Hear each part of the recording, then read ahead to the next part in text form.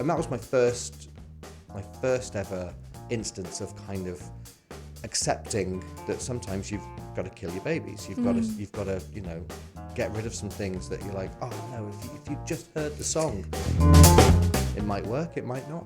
Yeah. You might clash, you might, you know, so clash is good. It's good to clash, as long as you can resolve. It was very empowering to be able to walk away and know that I was then able to create my own stuff, and I was having a lot of fun doing it. I've realised recently that everyone's blagging it. Everyone's blagging it. It's really difficult, and I've lost friends. You know, you do. You lose friends. You can't always be the good guy. There is a point when you have to crack the whip. Hello and welcome to the Make It Work podcast. I'm your host, Cluanny Saunders. I'm an actor, writer, and theatre maker based in London. So often performers are encouraged to make their own work. So we wanted to talk to performers who are doing just that and give you some of the tools and inspiration to get you out there and doing it yourself. If you haven't already, please like and subscribe to our podcast. In the meantime, join us, learn with us, and let's make it work. My guest today is Christopher J. Orton. Chris performs under the stage name Kit Orton, and his theatre credits as a performer include Tom Jones in Tom, the UK tour, Jackson in The Hired Man, Leicester Curve, Lancelot in Spamalot, UK tour and West End, and Bill Sikes in Oliver, Watermill Theatre. Chris is the composer, lyricist, and orchestrator for My Land Shore, nominated for Best New Musical and winner of Best Musical Direction at the Offies 2018. Christopher's other writing credits include Grace Notes, The Gory Story of Edward Polidori, Dracula, This Time Next Week, BOATS, The Road to Port of Barry, and Elephant Juice. Chris is the founder and creative director of the FlyBoys Limited, conceptualizing and producing multiple live theatrical productions, including the FlyBoys at the Edinburgh Fringe, the FlyBoys NYC, the Fly Girls, and Miami Voice for clients such as Live Nation, the BBC, Bulgari, Sir Cliff Richard, and Hapag Lloyd Cruises. Then, Now and Next, a musical that he co-wrote, is on at Southwark Playhouse from 23rd of June to 29th of July. So, hello, Chris, welcome. Thanks. Actually, I should say, because I knew you were going to say this. What should I call you? I don't know. I don't know anymore. But you perform under the name Kit. I do. So I'm Kit Orton as a performer, and I was Kit for years. And now, because I'm a writer predominantly, I go as Christopher or Chris. Yeah. But then I'm now working with people who knew me from the previous life. Right. And people who have never met me.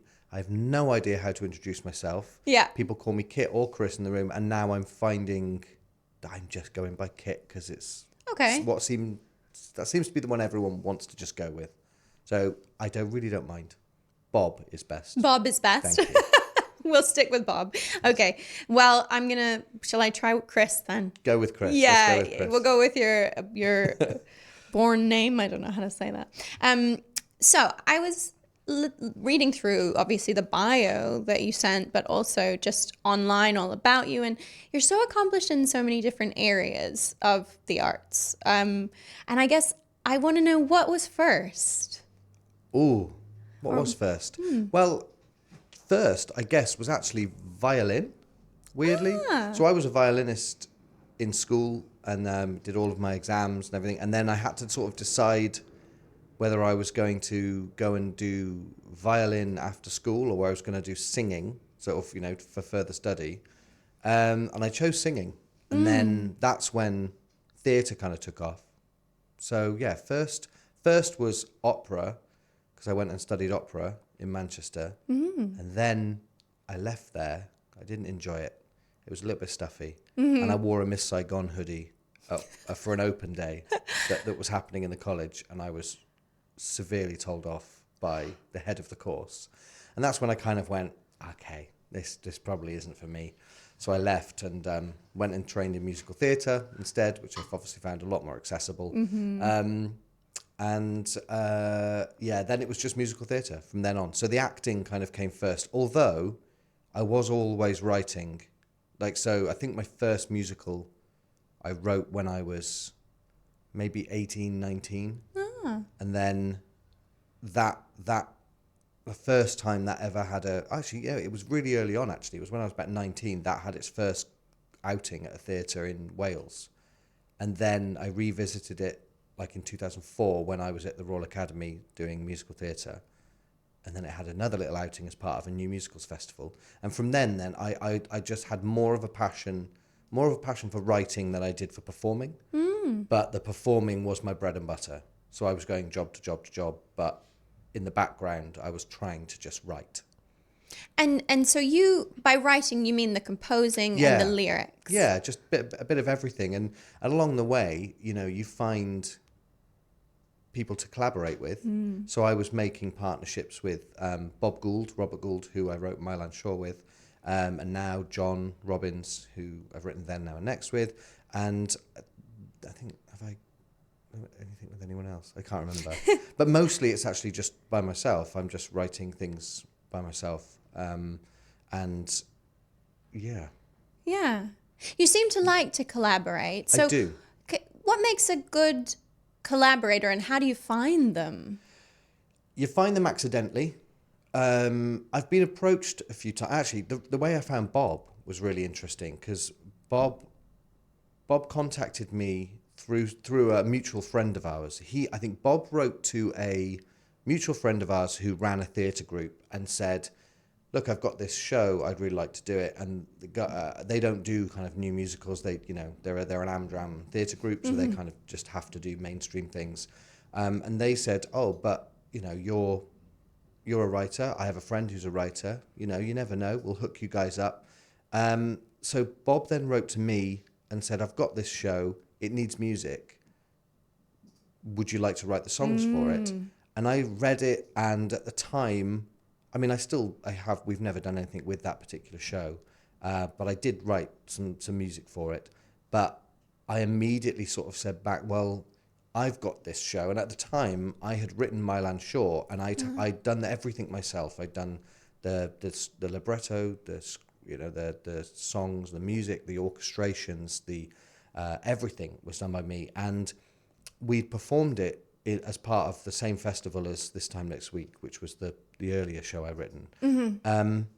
And it had gone really well and it was fine, but I knew that it just needed another pair of eyes on it. Yeah. Like I'd taken it as far as I could take it, and I'm not precious when it comes to my work. So I kind of figure if there's someone better at you than at something, have at it, please make this better.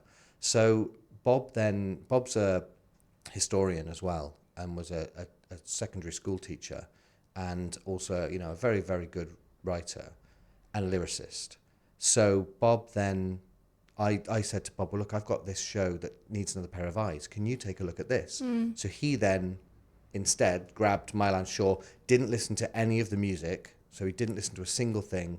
He just read the libretto and everything and just fixed the problems, just fixed everything that needed fixing, and then sent it back to me. And that was my first ever instance of kind of accepting that sometimes you've got to kill your babies. You've got to get rid of some things that you're like, oh no, if you just heard the song, you might have loved it, and then you have to go, no, it's not about like just a nice melody and a nice thing. It's got to make sense. There's no point putting something in just because you love it. It doesn't mean it's good for the show.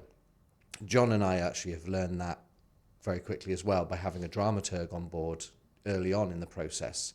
They have no attachment to your show and no emotional attachment to your show. So they're very good at going, it's silly, get rid of it. just because you like it, So that's how that collaboration kind of came about. And we've kept in touch. Bob is actually coming to watch Then, Now, Next tonight. I haven't seen him for a while, but we're always in contact because Mylan Shaw is always out doing something. I think for our closing night of Then, Now and Next, Mylan Shaw is on in Wales at the same time, which is, that's brilliant. I mean, That's such a wonderful feeling. I won't be able to go and see it, but it's a wonderful feeling knowing it's kind of having this life out there. But that's how you find collaborators. You just find like-minded people. You know, somebody came and watched the show the other night who said, "I'd like to write with you." And it's like, oh, well, that's lovely. You know, keep in touch. Let's see what you got. It might work. It might not. Yeah. You might clash. You might, you know, because clash is good. It's good to clash as long as you can resolve. Yeah. Yeah. And I think you could maybe tell us a little bit about those two particular shows. Okay. Maybe Myland Shore to start out with. Sure. Myland Shore is a big old unapologetic sort of tip of the hat to the old big shows of like the 80s. So these huge scale musicals, Les Mis, I now literally can't think of a single other one. No, Miss Saigon. You know, it's those big historical shows. So that show, I started writing back in 2001, and it was because that was actually when I was studying opera. I had no access to kind of musical theatre, and that was really when I first started going, well, I'll just write something myself, and I'll keep myself entertained. And I was thinking, well, I want to write something Welsh, and I want to find a good story for it. So I went through Welsh history, and I found this guy, Richard Lewis. His Welsh name is Dick Penderyn. When you're called that, it means you're from a place called Penderyn. So it's Dick Richard from Penderyn. So Dick Penderyn. And in a nutshell, he was the first Welsh working class martyr. So in the 1800s, early 1800s, there was a huge industry boom in Wales, and the mining industry started to get taken over by, you know, the ironworks. And there was you were either working in the mines or you were working in the ironworks. Okay. But workers were being laid off, workers were being cut out because during the Industrial Revolution, we were finding better ways to mine and better ways to create, you know, the iron. And so it was, workers were being laid off, and there was starvation across Wales. You had immigrant workers coming across and who were, you know, working for less money. So there was huge clashes amongst everyone, you know, and it's incredibly reminiscent now of, we still have this, you know, this still happens. During that time, they formed the first unions. So they actually stood up against this, and they marched across all of the south of Wales. All of these workers, they all got together and they marched into a place called Merthyr Tydfil, and they demanded better living conditions, a rise in wages, and they were massacred in the street. The soldiers who were sent from the Brecon Beacons. There was a clash, and you know, these workers. I mean, there's blame and fault on both sides. You know, these rioters, they were aggressive. They were desperate, and they didn't have guns, but the other side did. So obviously, it's, you know, it was a foregone conclusion. They were just massacred. And this guy, Richard Lewis, was eventually arrested and charged with having stabbed a soldier in the leg with a bayonet during that riot. And he was sentenced to death. He became a scapegoat for the entire thing. So certain people were rounded up. Some people were transported to Australia for the rest of their lives. Some were killed. And Richard Lewis was to be hanged publicly in Cardiff for his role in it. It turns out years and years, and he was at age 23, he was hanged. But he is seen as like the symbol of what this clash was all about and this struggle. Historically, interestingly, it was the first time the red flag of revolution was ever flown as a symbol of revolution. They made it by dipping a huge white sheet in ram's blood. And it was the first time. We can't do that in our show now because of a certain French revolutionary show. So we can't have the red flag in our show. But historically, it was the first time it was ever flown as a symbol of revolution. And it turns out years later, a gentleman called Ewan Parker, on his deathbed in America, Welsh guy in America, admitted to having been the guy who stabbed the soldier in the leg. And so we know that Dick Penderyn died for nothing and was a scapegoat for the entire thing. So as a result, he was buried in a pauper's grave. And years ago, they dug him up and marched him through the town, but he had a bit more of a heroic burial. Yeah.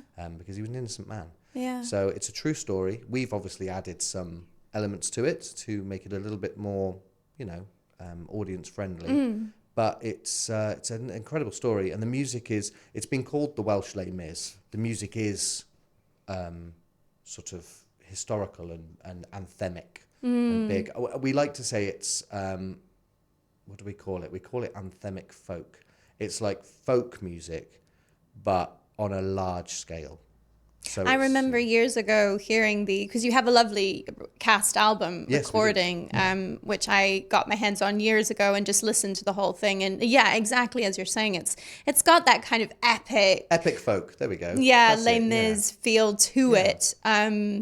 Is it a well-known, because obviously, I mean, I'm an ignorant foreigner, but is it a well-known story in Wales? No.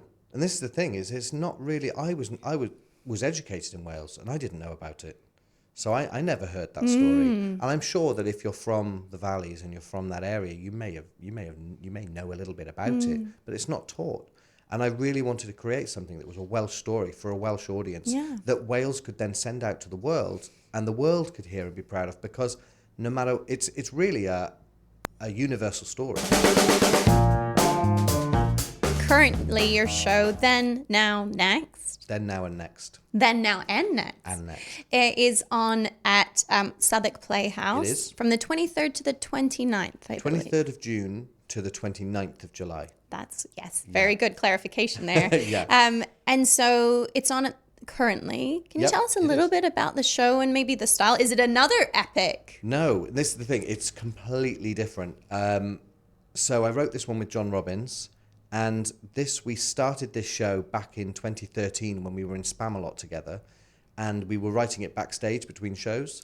And then our contracts in Spamalot came to an end, and we sort of drifted apart. We did another show together as well, but we kept writing. But once we gone our separate ways, the writing kind of stopped. And we knew we had this idea and we had some songs and we were playing about with it. And then during lockdown in 2020, I found our old recordings and notes and things like that, and I just thought, it'd be fun to just revisit this and re-record some stuff. And I re-recorded it for fun. I sent it to John via email. I just said, look, we haven't spoken for a few years, and I hope you're well, but remember this was pretty good. And he then listened to it, read it, and just went, yeah, let's just do this. So then over the last 3 years, we've been writing it over Zoom, having workshops, and when we can meet in person, we've met in person. And it's got to this point within 3 years where we're suddenly at the Southwark Playhouse, which is just an absolute, unbelievable experience now.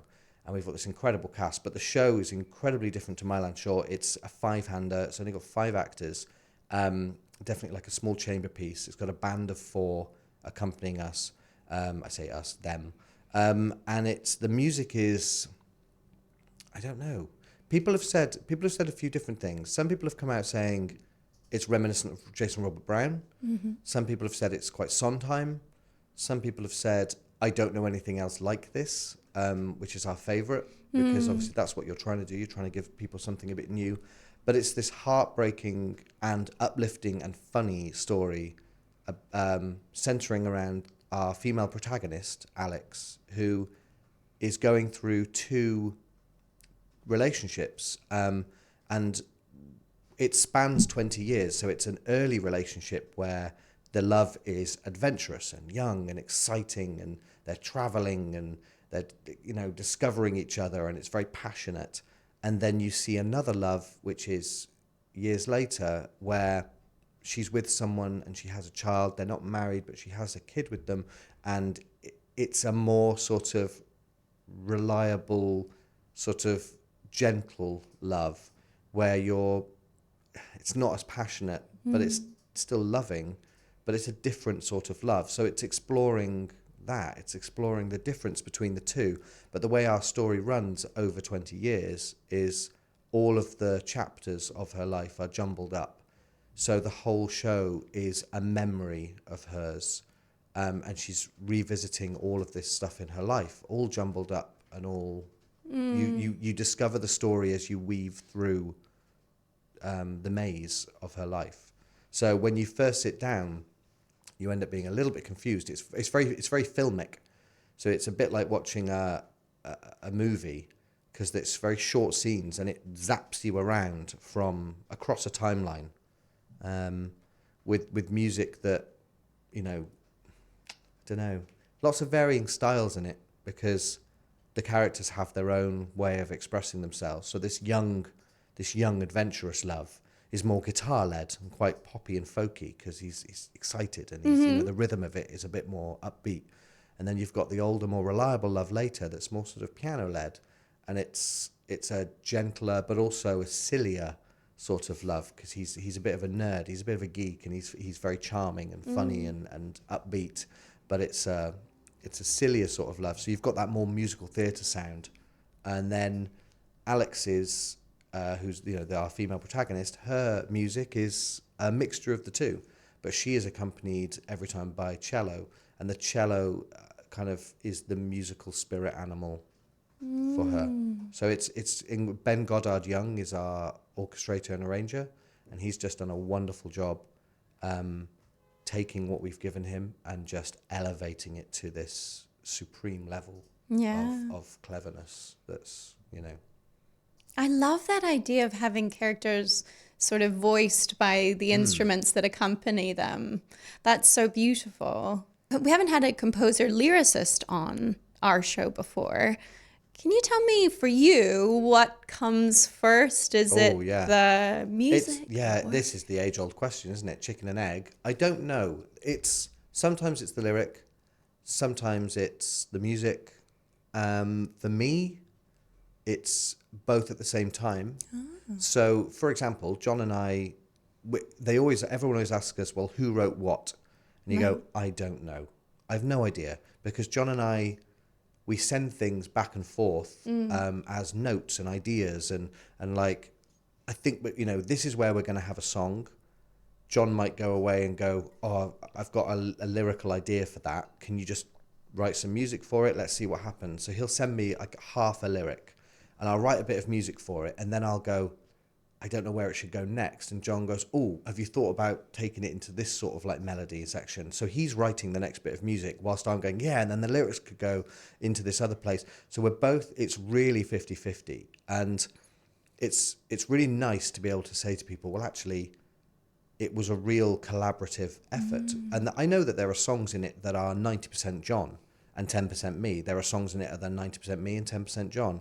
But the majority of them were a real collaboration. And it's not like because of COVID, we couldn't sit in the same room together at any point writing, other than when we met it later on to sort of edit things and rewrite verses and things.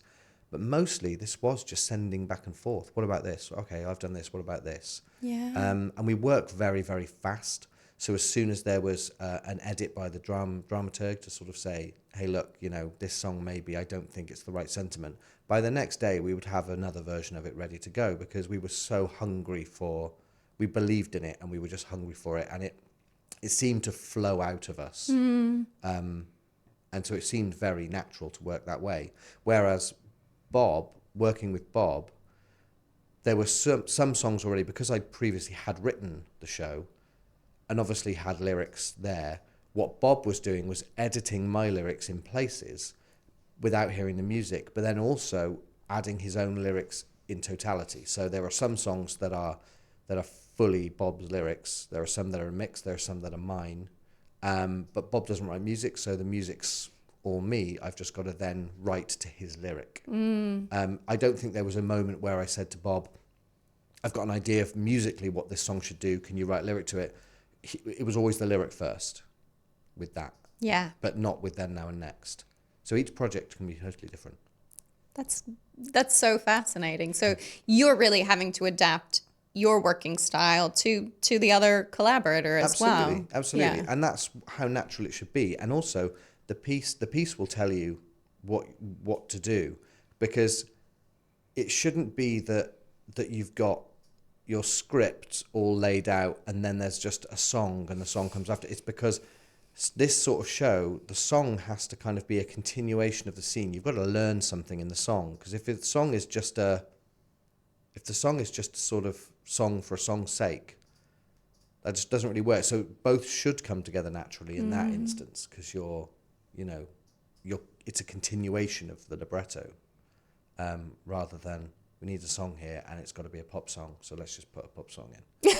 There are plenty of shows like that. Sure, yeah. So you had this show ready to go and you approached Southwark Playhouse, or how did we get from we're writing a show to we're putting it on at Southwark? So there was a series of workshops over Zoom, and then we had a meeting in person with a cast to sort of just hear everything out loud. And then in 2021, we did a concert version of the show for an invited industry audience. And we just sent out as many invitations as we could to people we thought might be interested. And obviously, the way things are, it's incredibly difficult to get anyone to pay attention to anything for longer than 10 minutes. So we actually thought, well, should we be putting on like a cut version of the show? Should we just do like a 40-minute like thing? And I thought, no, because it's not that sort of show where you can get it in a concert where it's just like a couple of songs or a couple of things. People will go, well, what's it about? I don't understand. Because it's totally original, we couldn't say, because that's important to know, is like it's an original story. It's not based on anything. This is our story. It's our character. It's not a film or a book. So our elevator pitch couldn't be, oh, it's Jaws the musical. We had to say, okay, it's fully original, and the people who came watched the entire thing with a band and our cast, and some people kept in touch with us. A lot of people obviously said, look, it's not right for us right now. The big connection we did make was with the Other Palace, who really, really liked it, and obviously they were becoming the self-labeled home of new musicals. Yeah. And then, frustratingly, time kept pushing back, and no decision was being made. And in the end, Heather's was extending and extending. And we were offered the smaller studio, the smaller sort of bar, cabaret space to do it for like a short run. And that was it. That would have been in 2022. But we turned it down because we were quite adamant that, again, this show needed to be fully staged in order to be taken seriously. We didn't want its first outing to be a concert where people go, all right, well, okay, great, and then never do anything again. And I think, and especially it being in London, I think if you're doing something in London, you got one shot to say this is the show before so people can know exactly what it's about and take it seriously and watch. So we reluctantly kind of went, oh God, okay, no, it's a no. And then down the line, we were just waiting. And then Julie Atherton suggested Paul to us and said, I'm going to send this show over to Paul Verides, who he's going to look at it. And then we were in touch with him and he kind of said, yeah, I'll give it a read. Didn't hear anything. Months go by and you go, oh, okay, well, that's probably that then. And then just before Christmas, I think it was early December, I was on a cruise with the FlyBoys out in the other side of the world, and the email came through saying, Southwark are interested. I think I've got us a run, potentially 5 weeks next year. And we were just like, what? And then we had to wait. Then it was torturous. We had to wait months before, like another sort of 2 or 3 months before it was actually like finalized. You are going to have this run. And then it was like, oh my God. And then action stations, you've suddenly got to get everything ready. And we don't, Paul does. But that was, because our bit's kind of done. Other than rewrites and things, and it was just fascinating and just watching it all come together. And Southwark have been brilliant, and what a sort of amazing experience to be at the Southwark Playhouse. A theatre everybody knows, everybody respects. There's been some incredible stuff come out of Southwark that's gone on to do amazing things. Yeah. So we were just over the moon. That's how quickly it kind of happened. And like it's funny because Mylan Shaw's been going for 20-something years now, and it took until 2017, so it took 17 years really for it to have like a full production, a professional production. It was up in Walthamstow, it was at the Rose and Crown, right? So it's above a pub, but with a cast of 12 to 15 people and a band of 6. It was a big old thing. However, that took 17 years to get to that point, and this took 3. And that's quite unheard of. Yeah. So we're very lucky to be in this position. Do you think the fact that you had already sort of established yourself as someone who can make shows work and with My Land Shore, do you think that may have had some impact on the... No. I have no, it doesn't. I tell you exactly what it is. I'm very lucky that I was writing with John Robbins. It's John that is the, whereas I'll take credit for picking this story up again in 2020 and saying to John, let's do this. I think he should take credit for his career being the thing, his respected career in musical theatre is the thing that got this show taken seriously. And people took interest. And Julie being attached as our director didn't hurt either. And the fact that we had been working with Alice Fern since its inception. I mean, the show was kind of written with Alice in mind because I was in Oliver with Alice back in 2015 at the Watermill Theatre. Yeah. And I used to beat her to death every night. Oh. She was Nancy and I was Bill Sikes. Yes. Just to clarify that. We should probably clarify. Clarify that. It was on stage. It was all fine. But I knew then that Alice was someone very, very special. And I had already, during the rehearsal process of that, been giving her things to sing and sing this. Oh, sing this of mine, sing this, just to hear her do it. And then when it came to then we had something that we wanted to hear a demo of, well, John trained with Alice. Ben, our musical supervisor and orchestrator, knows Alice very, very well. They sing together a lot, and he uses her for lots of session singing work and corporate work. So it just was a no-brainer that we asked Alice to do the demo, and then from there she was our Alex. So with those people attached, I think that's what got Paul interested in the first place, and I think he was able to go to Southwark and go, I think we can get Alice if we time this right. We can get her. You've already, you've got John Robbins, you've got Julie.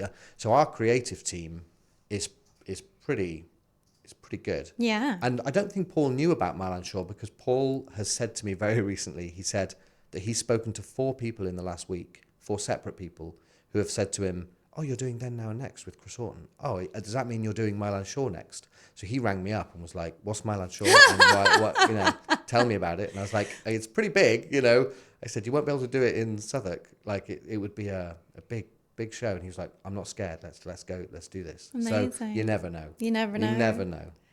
Okay, so you mentioned it. So let's have a chat about FlyBoys, which is a bit more of a commercial side of what you do. You make work, but this is more on the commercial side, isn't it? Absolutely. So back in 2014, 2015, I was in Spamalot, and I was coming up with a way of, because contracts come to an end. I'm not stupid. I know that work is never a guarantee. You're lucky if you beat the thousands of people to get a role, but it's incredibly difficult. So I was like, I have to create some work for myself. So I had been singing with a group on board a ship called the Tenors of Rock, and whilst doing that, I had noticed a sort of gap in the market. No one was really doing like what postmodern jukebox were doing, which is that sort of like revisiting songs and turning them on their heads. And I really loved what they did when they did the swing sort of arrangements. So I thought, okay, I can work with that.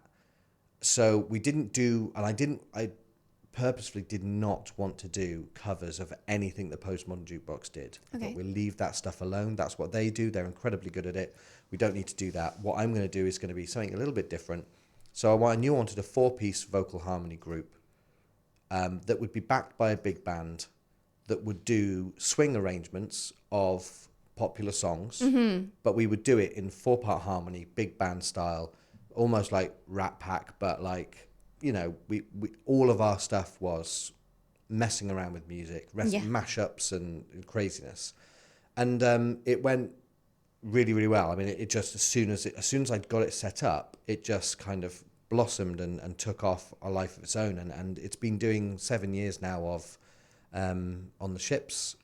We've done some incredible stuff. We've toured in the US with the Glenn Miller Orchestra. Wow.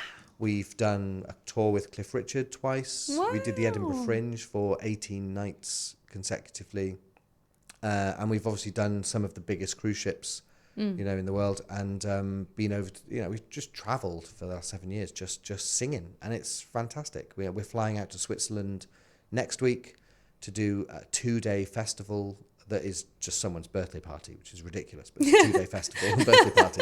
So all of these opportunities have just been sort of snowballing, and we've been having a fabulous time, and it's just grown and grown and grown, and that's kind of when I'm not working, or when I can, I try and just go out and join the group and sing. So I still sing with them a lot, but now I'm taking a step back, and I have a group. They're actually out. They flew 2 days ago. They're actually out in the Med at the moment doing it, and yeah, it just sort of runs now. Yeah, I just manage it from the background.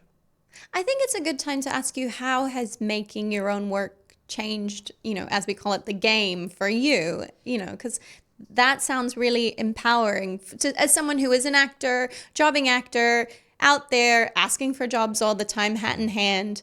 How's it sort of changed now that you're the boss? It's not really. I'm still fighting for work like I would if I was a jobbing actor, you know. So I'm still trying to find them work as much as I'm trying to find myself work. True. And I took a step. It allowed me to take a step back from acting, because I did a job as an actor in 2014 and then again in 2016, whilst FlyBoys was kind of in its infancy. I did a tour of Tom, playing Tom Jones, around the UK, and it was amazing. What an experience! Like I was able to be Tom Jones. I'd singing 17 songs a night as Tom, and it was a real effort, but it was really rewarding. And then I thought, this is it. This is maybe like the role I do that will just get me up to that next step, and like the next job will be easy to find because I just did Tom Jones, and it never happened. It never happened, and I remember just sort of feeling a bit.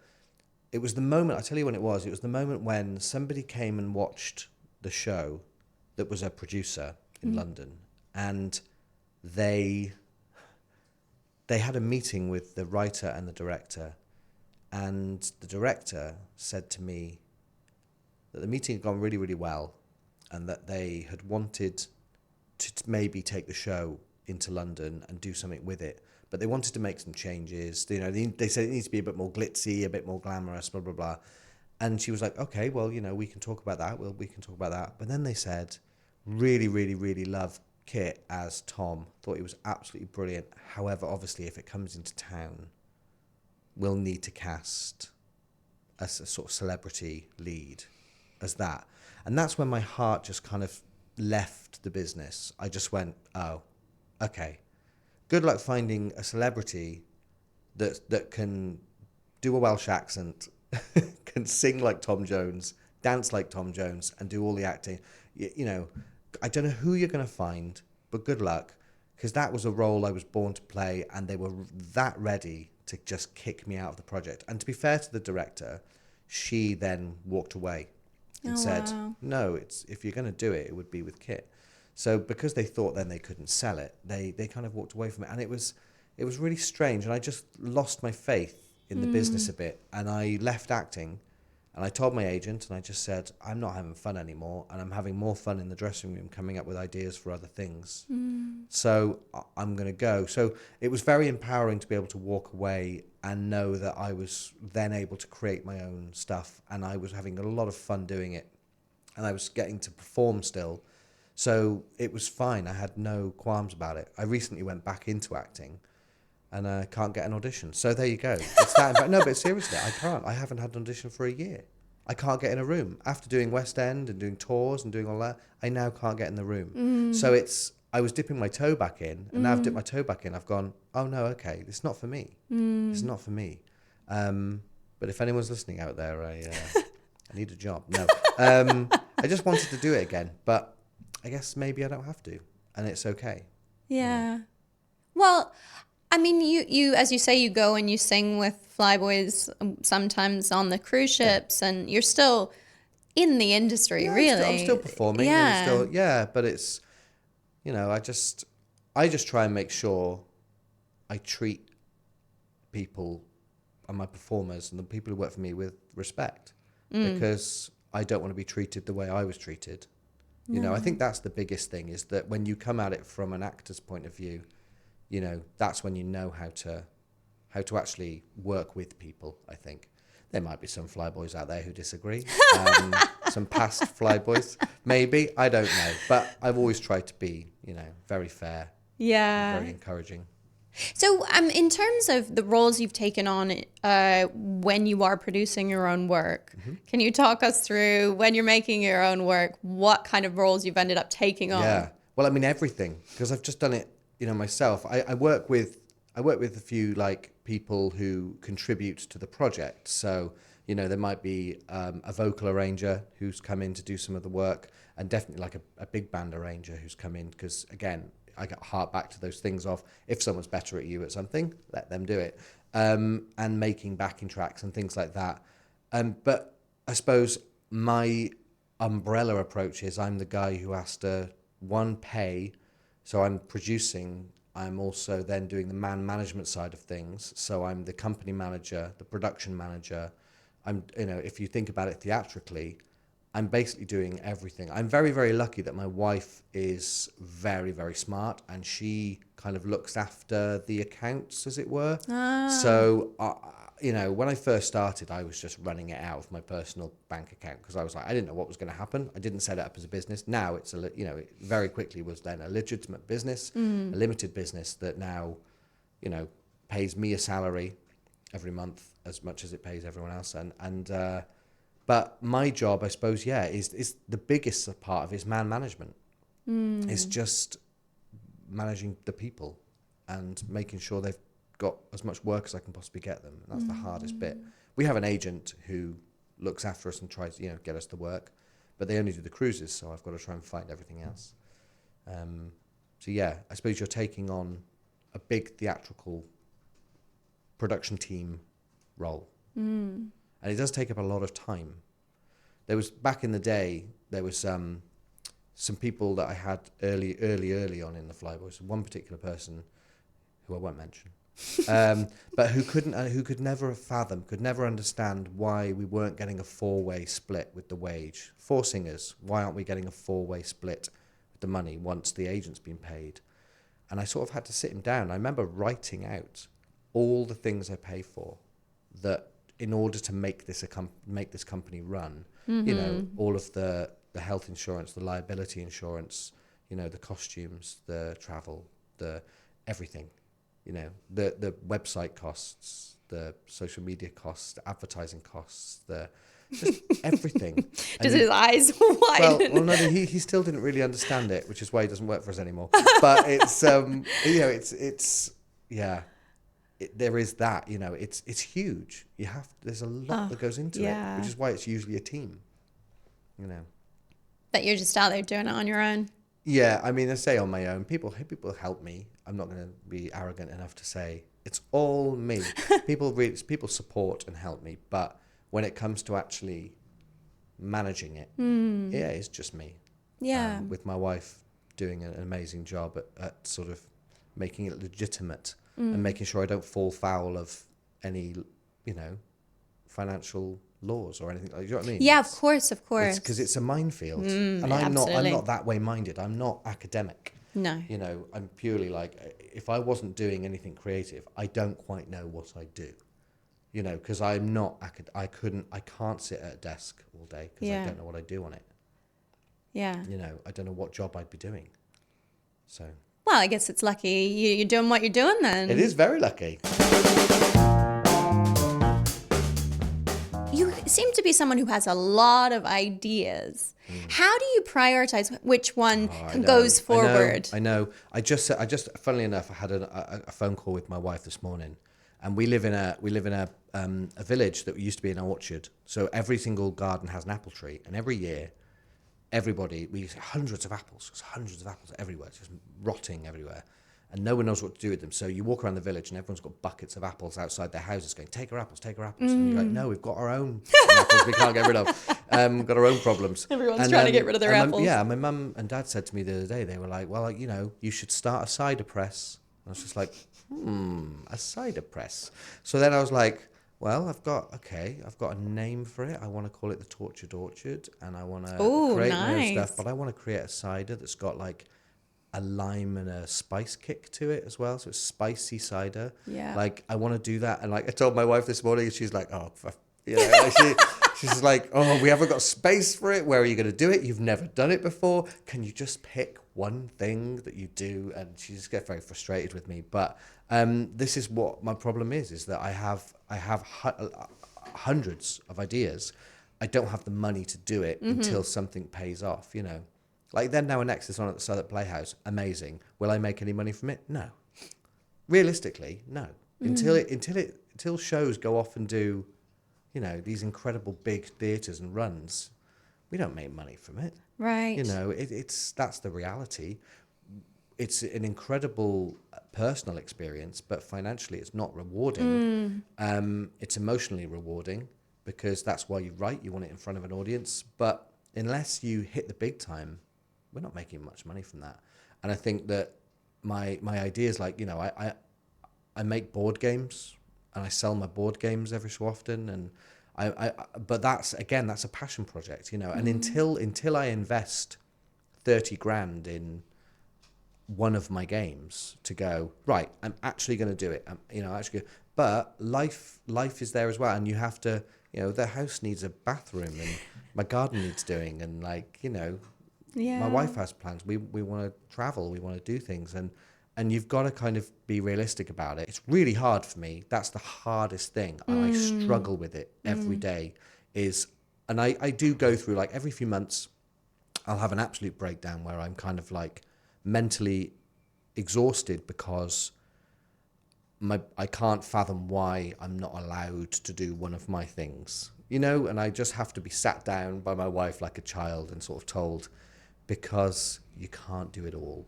You just can't. And at the moment, you've got this, and this going on. You need to prioritize it. You know, FlyBoys actually brings in money. That's your wage. That's good. That worked, but that takes a lot of work. So it's really frustrating for my brain to switch off from it and understand that you just haven't got time, and that you can't do it all. But I will do it all. And I'm going to, and no one can tell me otherwise. So there. That's fair. What I'd love, right, is a team of people that I could work with who are like-minded. And we could all support each other. And we could all go, right, let's pick one of our projects and let's just make it happen. And after we've done that, we pick someone else's project and we just make that happen. But we support each other and we help each other. So we're not constantly just relying on ourselves to try to make it happen. Could you tell us maybe about a time that you faced a challenge, maybe in your early producing life, or? Yeah, I would say the management side of it has been the biggest challenge. The biggest challenge early on was working with my friends who I was employing, and the power balance of being able to switch off when you're looking after your product and when you're looking after your friend, and knowing when you sort of have to sit them down and say, right, we're friends. I'm taking my friend hat off. Like our friendship, I'm just going to put that over there for 1 second. I need to talk to you about how you're being in this particular role right now. And then being able to go, but we're still friends. We'll bring that back over, you know, and it's really difficult. And I've lost friends. You know, you do. You lose friends. You can't always be the good guy. There is a point when you have to crack the whip. And that's been a huge learning curve, because you're trying to protect not just your own income, but also the income of two other people who are in the group, you know, who are relying on that work as well. And if one person is jeopardizing that work, you know, you have to kind of step up and go, okay, I know you're my mate, but you need to go. We need to let you go. Like you have to go. Wow. And that's a really hard. That's really hard. Yeah. I don't find anything else particularly difficult. Like I know some people might find letting go of things. We talked earlier about people telling you, you know, hey, that's not very good. Don't do that. I love it when, like, say, it still happens now. I love it that the guys care enough about the show with FlyBoys that they know they can suggest things. How about we do this song? Or how about oh, we've got a dance move for that bit. Why don't we do this? Or hey, tonight, why don't we put that song in instead of that one? And I'd be a monster if I was just like, no, we're doing it the way we do it. That's what we do, and that's what works. So I go, yeah, let's try it. Sometimes I might go no, if I really know that it's not going to work. But most of the time, I'm really open to change and to see what might work better. And you can't just dismiss people because you think that you know what you're doing. I don't really know what I'm doing. I've realised recently that everyone's blagging it. Everyone's blagging it. You have an idea and you go, let's make it work. I mean, I had an idea for a podcast 2 years ago. Have I done it? No. I don't know what I'm doing. But neither do I. I bought some microphones and I went, I'm going to do it. I'm going to contact people. I'm going to do it. I got it all together and I just went, I have no idea what I'm doing anymore. So I'm not going to do it. But, you did it. That's the thing. You stepped up and you had an idea and you made it. Made it happen. Really have done a lot of things. What do you think makes you that person that does follow through so many of your ideas? You take them from not just the idea, but through to execution. I don't know. That's a really tricky question because it's either a fault or it's a positive, isn't it? Like what makes you that person? And I think because I could say it's maybe a need to be like respected and recognized. Like the biggest thing for me has never been a financial thing. Actually, that's not true. I'm going to be totally honest with you. Growing up, our family had a lot of financial issues, a lot of financial trouble. And I think that not so deep down, there is a feeling in me that I just need to make money. I need something to, and it's not money. It's not being money driven to go because I need a really nice car or I need a villa or I need, holidays in the tropics. It's not that. It's, I want to be able to look I'll get money out of a machine without worrying that I've taken too much out or there's not going to be enough in, even at age 40 now, like everything's getting more difficult for everybody all the time. And we're constantly trying to keep up and keep your head above water. I'm really lucky that my wife has a really good job, a normal job for normal. She's got a really good, solid job, and she's incredibly clever. But I have always felt like I need to not provide, because that sounds like a sort of machismo sort of thing. It's not about providing for her. No. It's about providing and a subsistence. We need to live. We need to feel comfortable. It's finding a comfortable place. And I don't think making money should be a dirty term. Like you're doing something. Why shouldn't you be paid for all the work that you do? That's true. But there's also, I think, equal to that, there is a feeling of really just wanting people to go, oh, Chris's games, I really like them. And going, because you know what, this is what is most touching to me. The guys on the ship that I work with, when one of them comes up to me and says, hey, let's go and get a beer upstairs and like bring your dice game up or bring your word game up, we'll go and play that. And I just go, just someone wants to play it. That's the most amazing feeling in the world. Or even the fact now that someone has bought a ticket to see something that you've created that didn't exist before is the most incredible feeling in the world. And to me, I don't really drink. I don't do drugs. I don't smoke. I drink a lot of Pepsi Max. That's my vice. But my other vice is chasing that feeling. That's my drug of like somebody bought a ticket to your show and they liked it and they told their friend about it. Yeah. That's what I'm chasing constantly. And that's why it's always things like that. It's like the cider thing. I'm just like, because I would love the idea of someone sipping that cider one day and going, ooh, that's nice. Do you know what I mean? Yeah. I'm just chasing that emotion. Yeah, I think that's like a drug.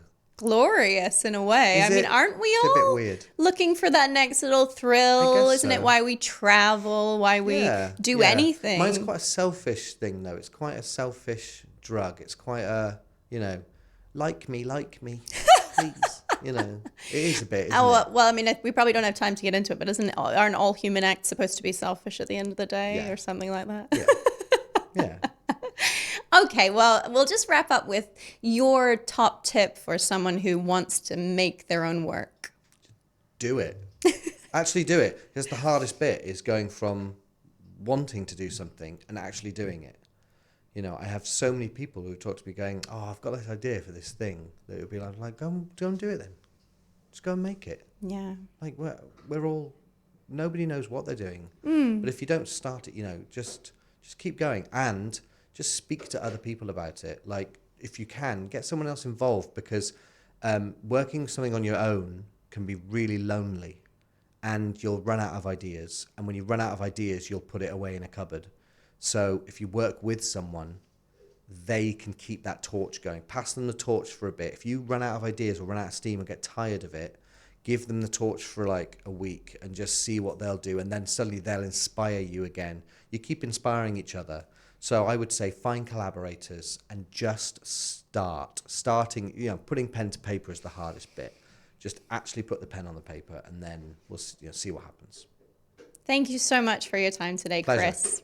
I really enjoyed speaking to you. Thanks for having me. Please like and subscribe to our podcast. In the meantime, join us, learn with us, and let's make it work.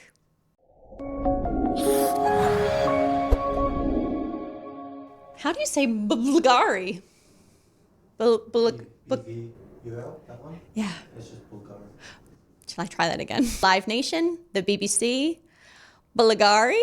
I don't know how to say that. Bulgari. Bulgari. Bulgari. Bulgari. Okay. Bulgari. Thanks so much. Bulgari.